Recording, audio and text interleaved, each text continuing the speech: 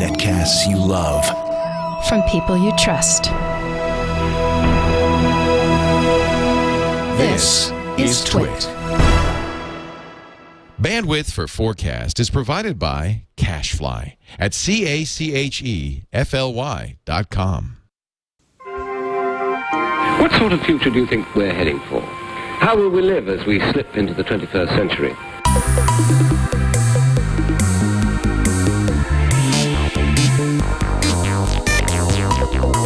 Welcome to FourCast, episode 42. I'm Tom Merritt.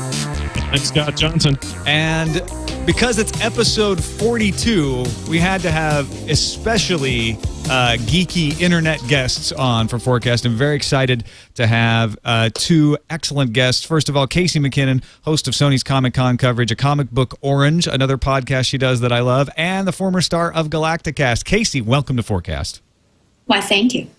Very pleased to have you here. Also joining us is Zadi Diaz, co-creator of another podcast I love, Epic Foo. I used to watch it back under its old name, like way back as when.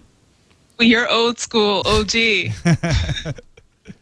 But it's great to have you guys. Thanks for taking the time to sit in with us and do a little predicting. Are you ready for some predicting? Hells yeah.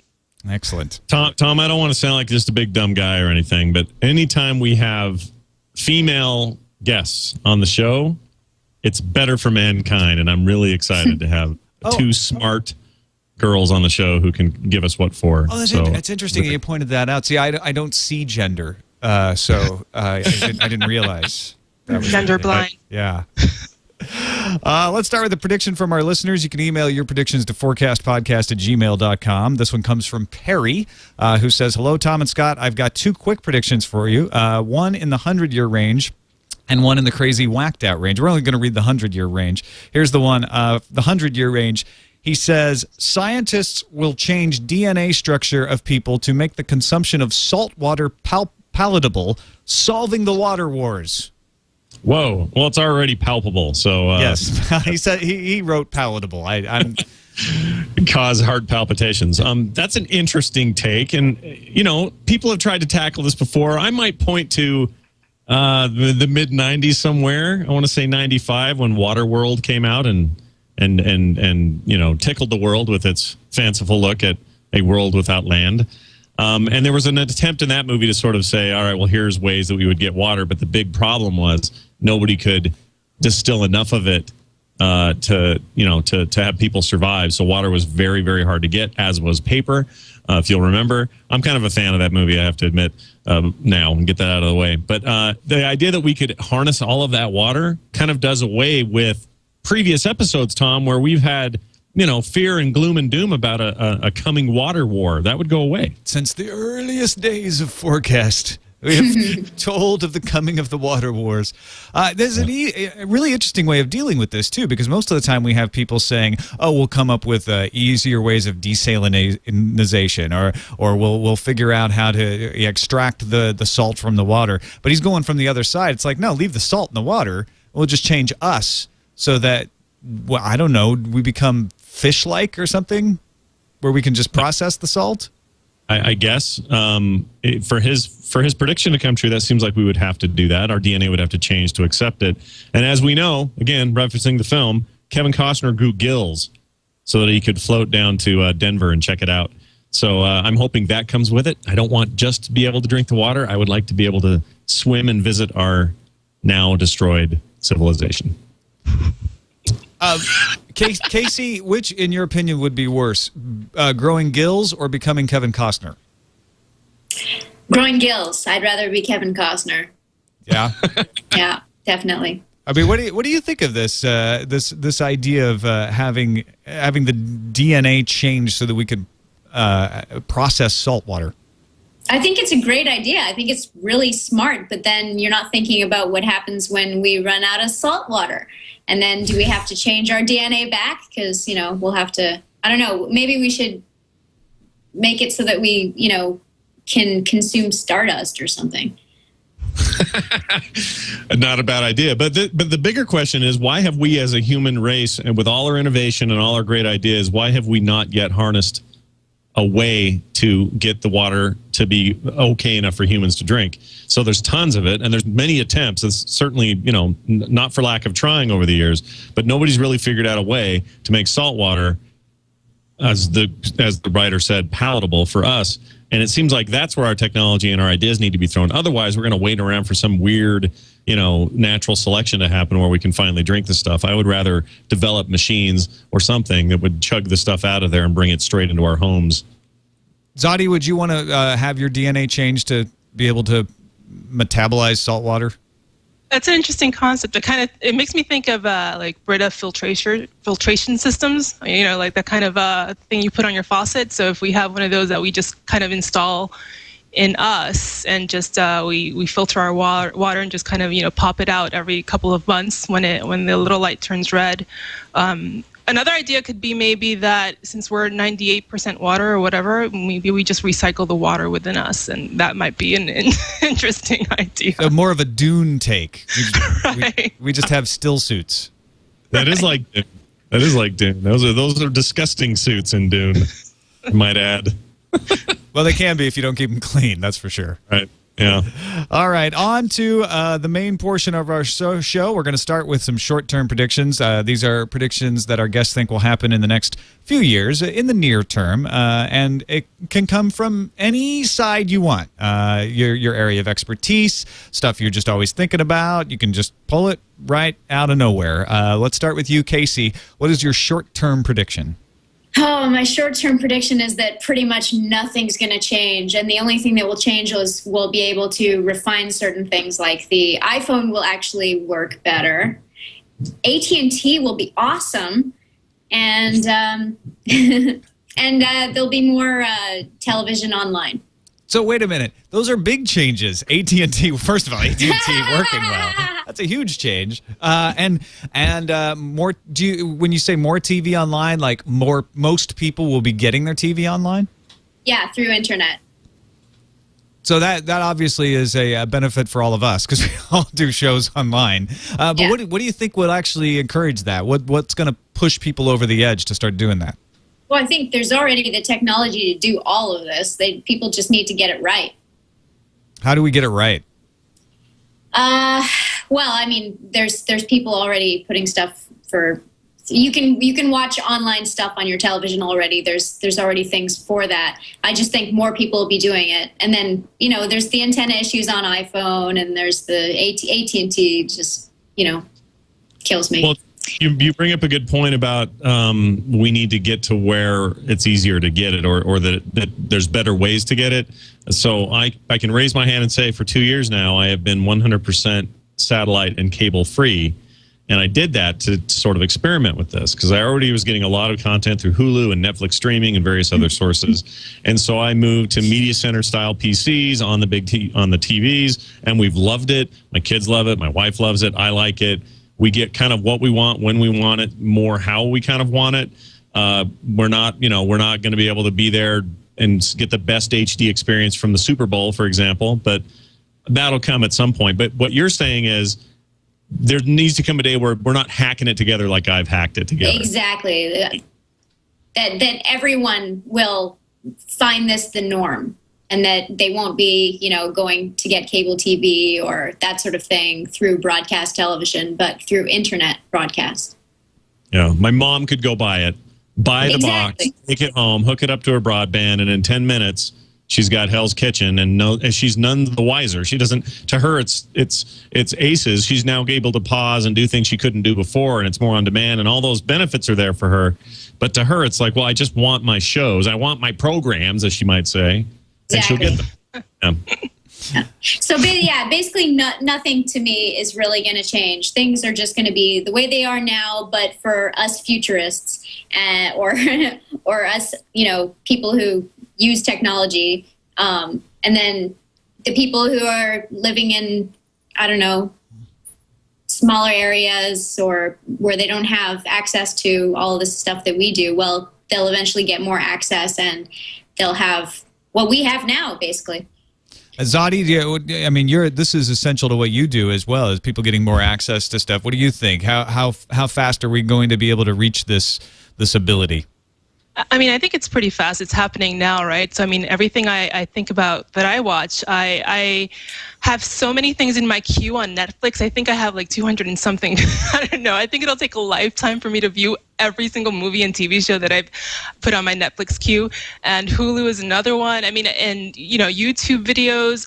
There's so much content online right now that I just, you know, I don't even see a need really for my television. What's interesting, though, is that I've had this conversation with a lot of people, Casey included, and a lot of people in our circle. And, you know, the thing is that TV is its own thing. And it's, you know, you want that kind of lean back, you know, experience where you just, the quality is highly produced. It's kind of like they're taking you in this world, you're immersed in it. And the internet, you know, can immerse you in a different way where you're kind of more hands-on. So I feel that it will change. It's great that we have all this library stuff online. I'm interested in seeing where that kind of application of immersing yourself in the actual stuff that you're seeing, how that will kind of progress. That's what I'm most interested in. Hopefully in the next couple of years, I'll see a lot more of that.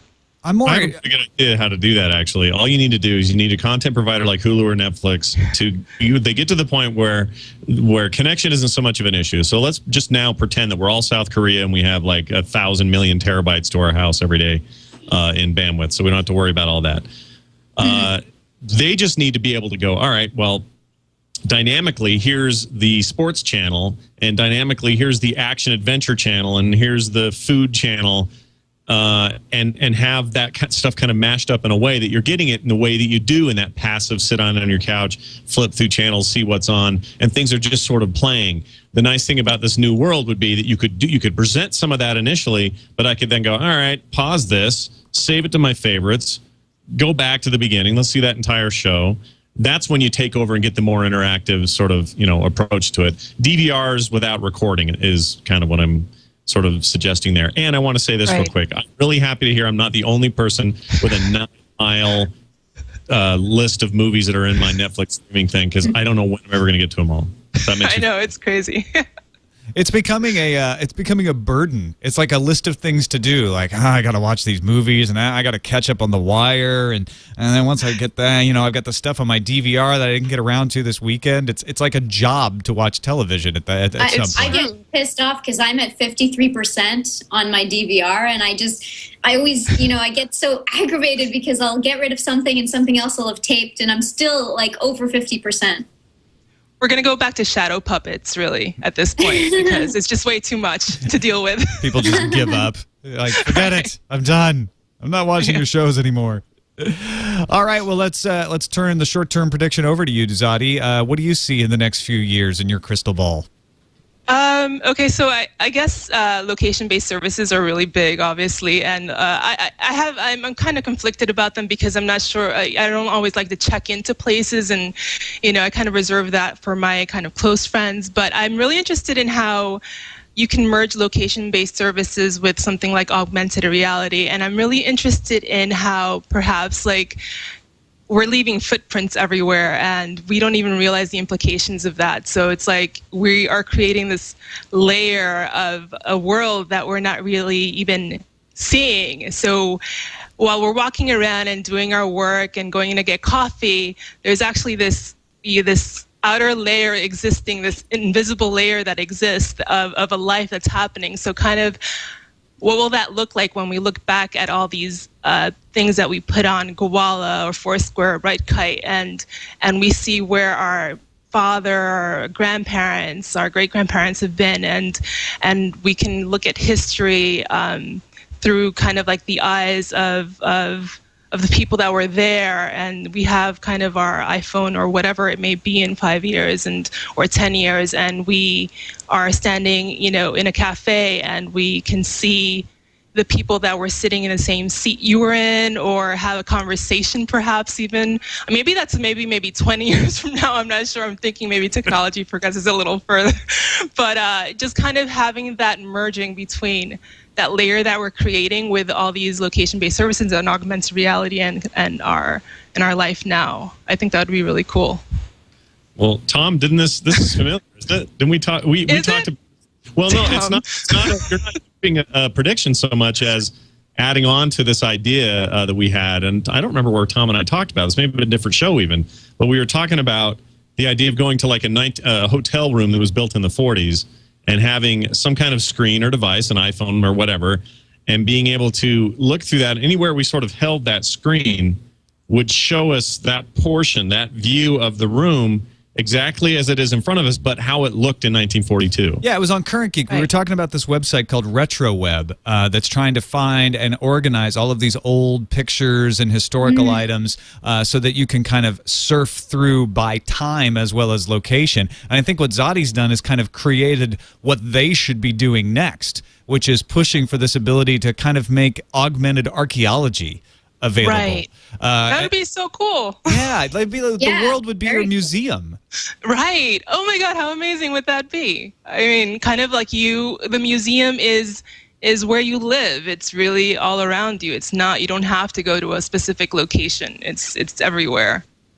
It would be really cool to be able to go to landmarks, personal landmarks, like, well, I know my grandmother and grandfather were married on this hill, at 10 o'clock in the morning in 1889 or whatever. My grandparents weren't that old, but my point is you'd be able to hold this thing up and maybe see this happening in some kind of virtual way. I mean, I know at some point we're going, all right, we're into holodecks now. We're not even talking about iPhone, so I realize that we can keep taking it that much further, but the idea of being able to experience your past in a way that's meaningful would be great, because I mean, right now the one of the biggest things on the internet is this sort of personal archaeology or genealogy generally, where people are going back through their past, finding out who their long lost relatives were. Oh, this guy came over in a boat from Ireland in 16 whatever, and it's really fun to sort of learn that stuff and get in touch with your past and your ancestors. If you could do this in a way that created like a virtual something visually, that would be really amazing. Yeah. That's pretty cool. I just wonder if any of the technology is going to exist, in 20 years. Like Gowalla, where is that information going to be? And maybe we should get someone like archive.org, interested in archiving this. Yeah, making sure digital preservation is starting to be a big topic. That's a good point. If you could visit somewhere and look at a particular time, where would you go, Casey? I think I would go to the Enchantment Under the Sea dance in 1955. Wow, yeah.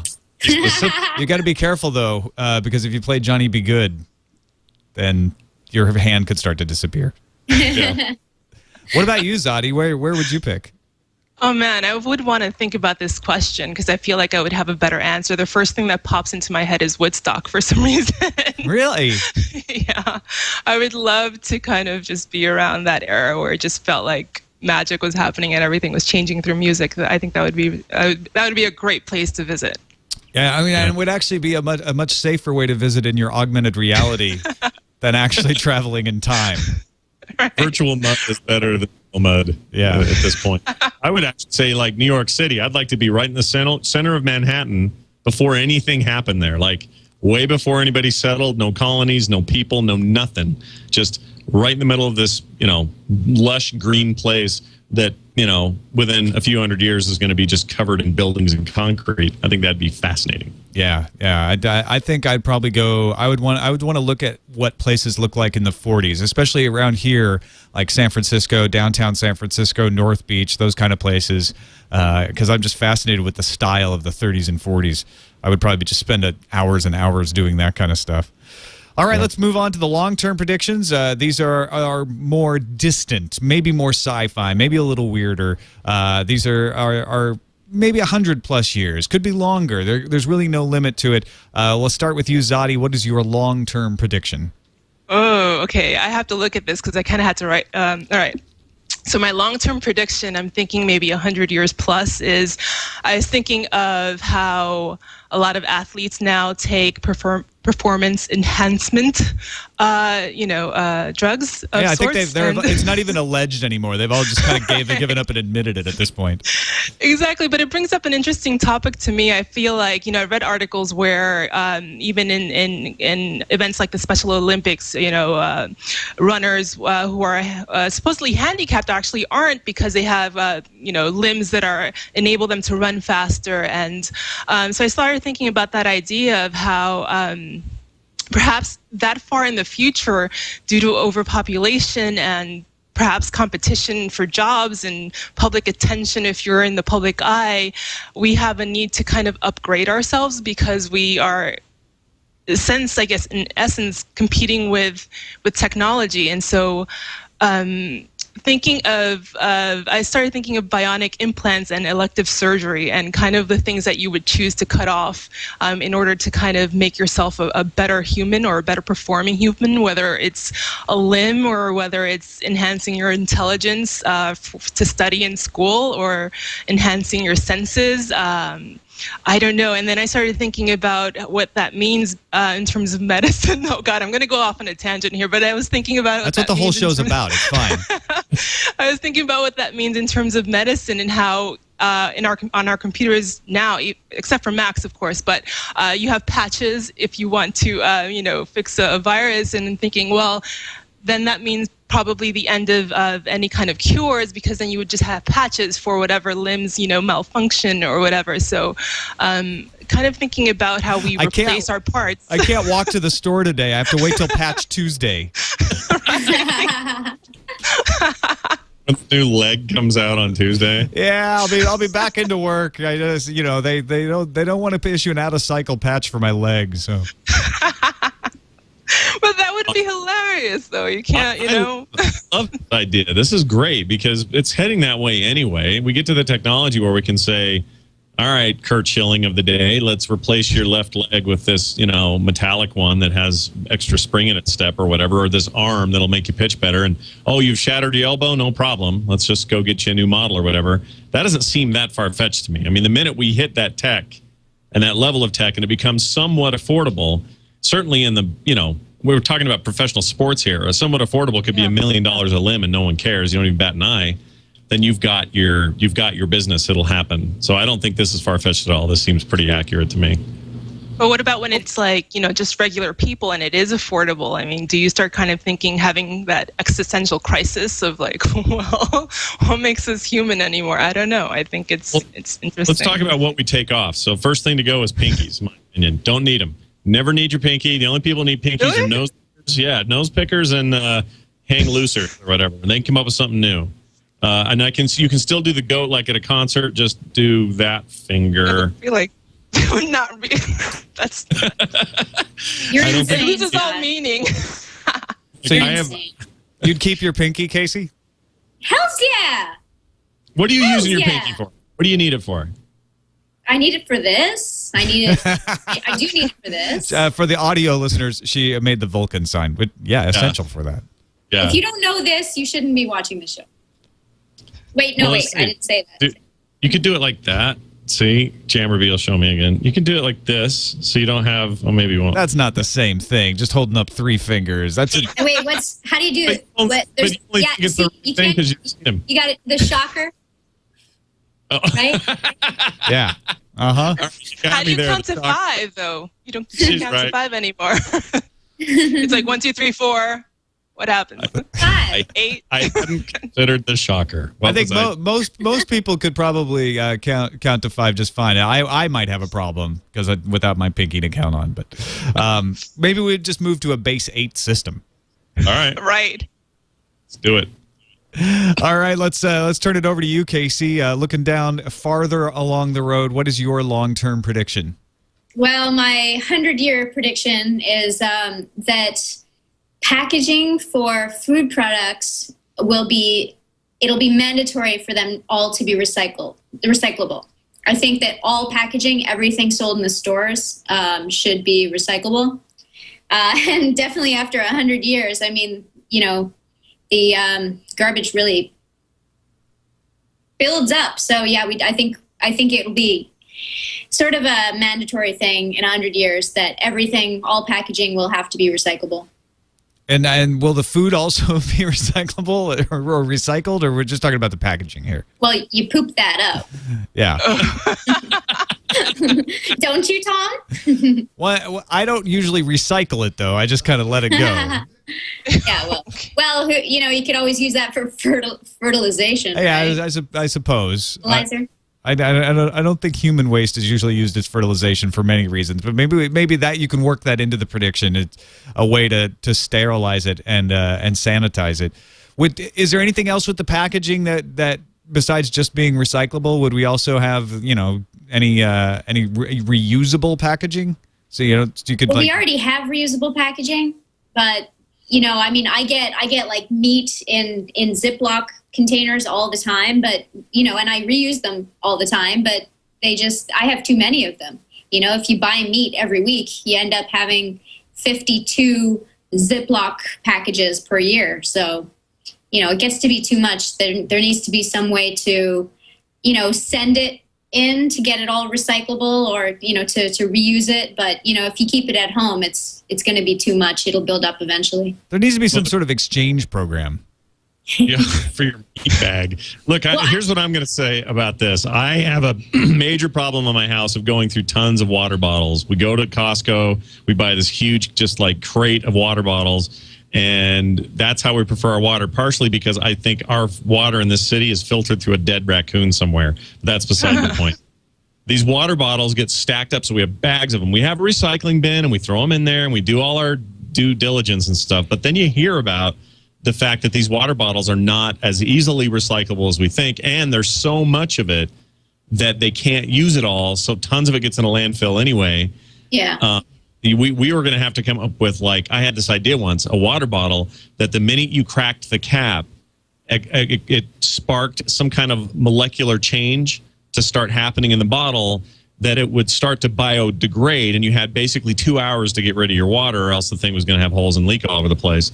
And they do that with McDonald's cups now anyway, so why not move over to water bottles and have that happen? And then you're forced to sort of not only make sure you're drinking all the water you're paying for, but the stuff would biodegrade anyway, and you could put it anywhere. You could put it in a garden, you could put it somewhere where biodegradable material is actually helpful. So it seems like we have to get away from plastics that are recyclable to something that is truly absorb into the earth and be gone recyclable, and not just this wad of petroleum-based plastic that we're stuck with for eternity that we're never going to get rid of. Yeah, but we also have to think. We have to get people to think differently. I think that the future is the past to some degree. We have to teach ourselves to go back and say, okay, we need to put water in this reusable, what do you call it? Like a jug? Yeah, see, I have those. I actually bring them with me, and instead of using water bottles, I'll fill up my, not my jug, but my... Not your moonshine jug, but yeah. And I think that people will need to do that in the future, because obviously, you can't keep recycling water bottles like that. And you might say that you'd have 2 hours to drink that water out of the water bottle, but personally, it takes me a few days to drink out of one water bottle, just because I'm so small and I don't drink a lot of water. So what I'm seeing more of, and I like the idea of adding this on, is compostable containers. So there's an ice cream shop near my house that the spoons and the cups, if you don't get a cone for the ice cream, are compostable. So it's kind of what Scott's talking about, where you just throw it into the compost bin out back, and it's totally goes into that reuse cycle. They're like nature's eggshells, Tom. That's how we should look at these things. Yeah.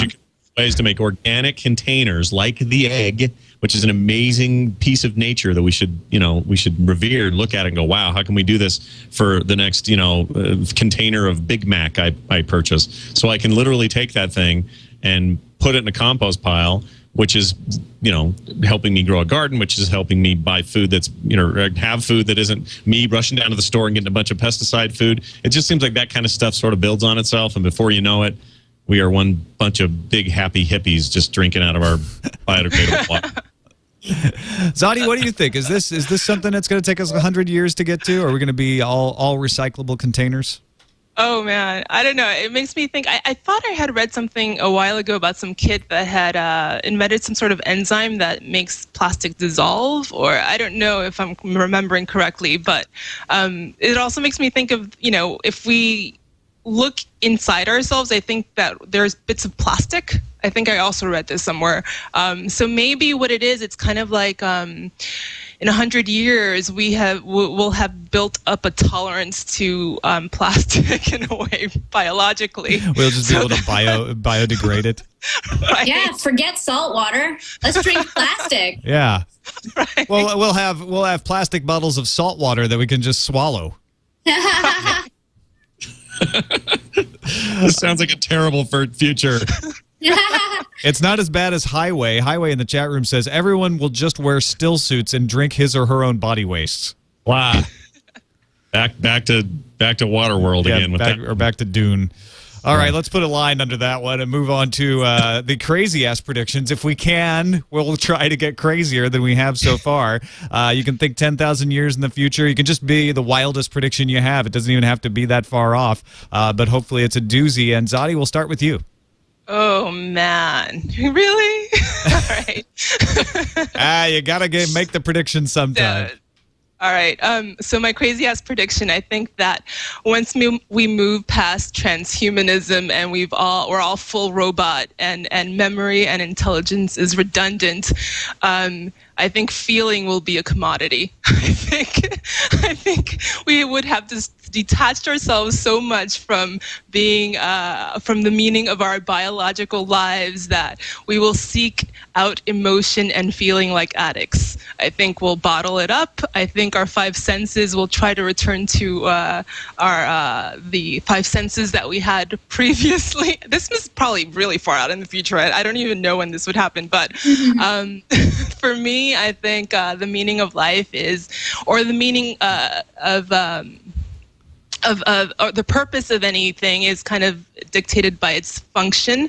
And so for me, I think people, since they are sentient and have five senses, and the skin is our largest organ, we're meant to feel and we're meant to take things in, and we're kind of conductors and receptors at the same time. So I think that once we are kind of full robot, I think that we will have such a longing for that very bittersweet sense of life that can just kind of pass by in an instant, and we'll want to ride that thrill ride again. So you're not talking about emotions so much as sensation, right? Sensation, emotion, I think they're sometimes intertwined. Sure. Actually, yeah. Absolutely.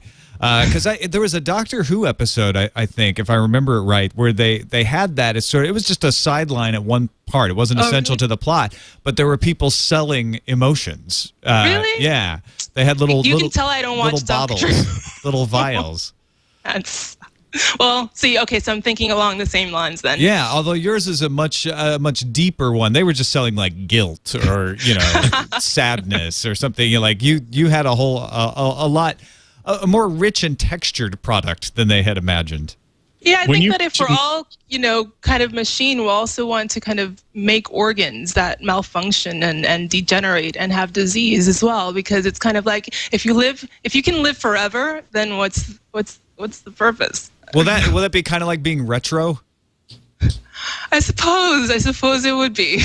It's like the year 10,000 version of being retro is to have a liver disease. Just so you can feel the pain and the acne. And when we're full robot, as you say, I wonder if we'll look back and go, I remember, Tom, when we were half robot. Man, those were the days. To be cyborg again. The heady days of an optical eye that wasn't mine. Casey, would you do that? Would you, if you were a full robot, would you go retro and do some malfunctioning organs? Well, I used to love the Borg, the quest for perfection, but I don't know. I think I'm much more organic now. I think that my future would be much more in tune with the Dune, getting rid of technology to a certain degree. So you'd be more of like the Amish of the future. I like to call them the Bene Gesserit, but if you want to call them the Amish, sure, I guess. The Borg are cool, but the Borg still rely on organic material for their domination of the universe. They can't do anything without fresh bodies, and those fresh bodies are organic. So I think there's a happy place for both horrible evil empires of mindless collectives and happy organic hippies. I hadn't realized until now that the Bene Gesserit are sort of just your basic space Amish. Yeah. Well, don't forget too. There's also Jews in Dune. The Dune universe. They're kind of hidden in the early books, but they allude to them a lot more later on. Exactly, Jews in space. Yeah. Yes. Also talk about that the Golden Catholic Bible that has all that like robot talk in it. That's the Orange Catholic Bible. I think. Orange Catholic Bible. Is it orange? Exactly. Yeah. I thought it was golden for some reason. Maybe yours is. You are wrong. All right, let's actually go ahead and move over to Casey's crazy ass prediction. Your wildest prediction, Casey McKinnon. What do you got? Oh yeah. So sorry, I'm looking at my notes because that was I think when it comes to energy, I think at that point we're gonna have complete wireless energy. Obviously, I mean seriously, 1,000 years from now, we'd better have complete wireless energy. I'm talking glow globes. Like in Dune for our lights. Yeah. Yes. And I think because, there's been a lot of people interested in Tesla these days. So I think that even over the next 100 years, there's going to be a lot of people trying to go after the sort of work that Tesla was doing with wireless or, using the earth instead of, using wires. Man, I'm just going in circles, aren't I? No, I like this. I like where you're going with it. Yeah, so no, basically that's pretty much what I see. And I think that obviously eventually we'll have to, if overpopulation becomes so unbearable, we'll have to branch out and move outside of our solar system, which would include harnessing the energy of our sun, which will be totally awesome. Totally awesome. It's kind of wireless energy right there, the sun. Yeah, we had a show or an episode of the show where somebody talked about the very air, the atmosphere around us would be supercharged with electricity, and everything we'd have with us would be sort of always on because it was always connected to this big this aural electrical field, and exactly. we like that, and it fits into what you're saying pretty well. But I had somebody the other day say to me, you know what, the problem with that theory is there's no such thing as naturally occurring electricity. And I had to look at him funny and go, well, dude, what are you? You're filled with electrical currents. That's how you're talking to me. It's how you're thinking. No, there isn't, you don't have a 110 port in your back and you can put a dryer on yourself. I'm not saying that, but, you've got electrical current running through you. It'd be nice if we could figure out a way to harness that better. I'd like to be able to hold my phone and have it charge off of me and the natural energy I'm going to produce anyway. I think that would be really cool. And it seems like those kinds of technologies would lead to this more sort of, it's almost like string theory is what you're talking about in a way, but it's just all around us. Scott, I think what you're talking about is that we'll be having to take a lot more naps. Right. That's all I'm getting to. That's all I wanted to make clear on the show today. Or naps, not naps. It'll go from saying I need to take a nap and recharge to literally I need to take a nap and recharge, right? Yeah, because you can't recharge your phone if you can't recharge yourself. That's right. That's a good slogan. As many times as I've let my batteries run down entirely, though, I'm not sure that I would last long in that society. No, I'm always tired, so there's no way I would last. I think Zadi, if you were living in a world of wireless power, what do you think you would use to take most advantage of that? Oh, what? If I were living in a world of my thoughts don't go very well.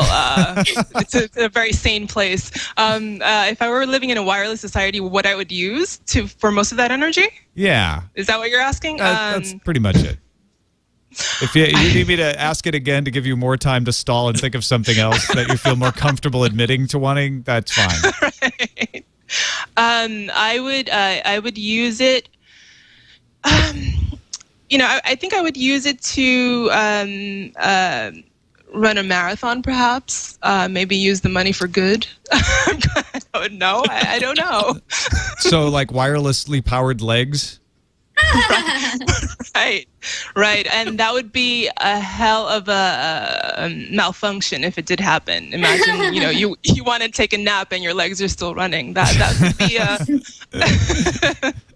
I left the legs on. I'm sorry.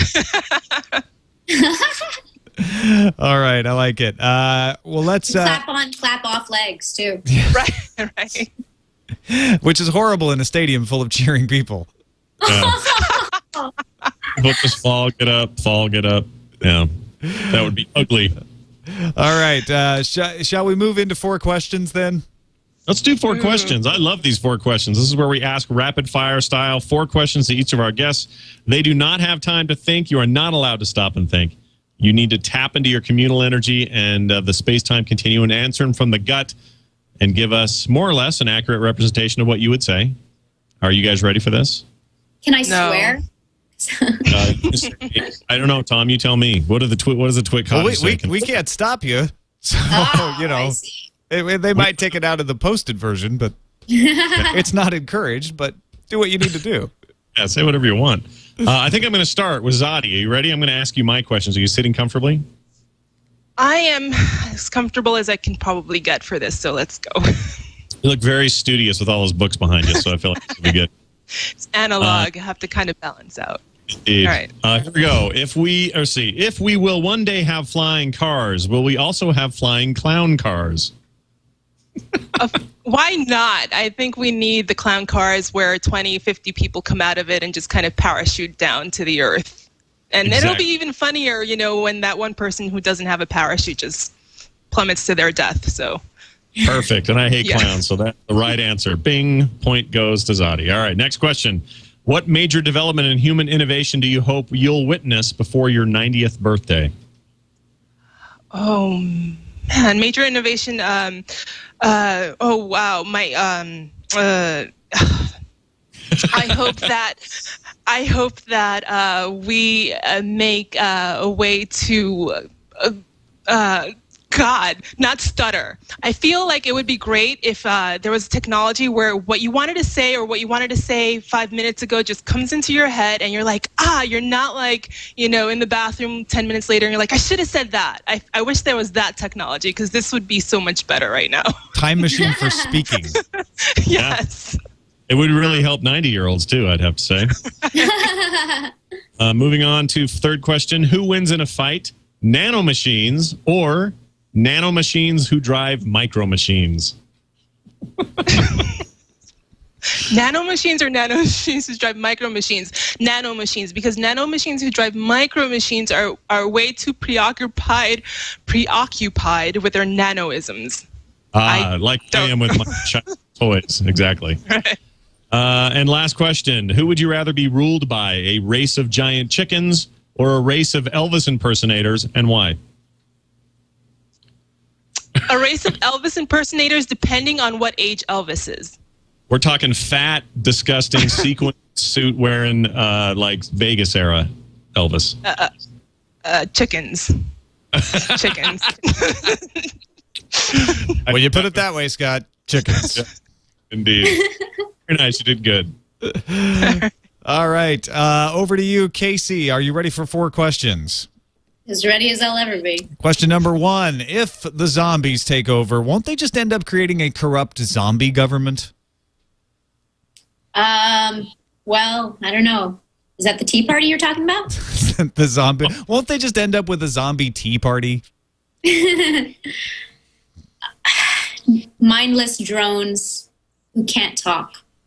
Maybe they could find a better way of governing than we have so far.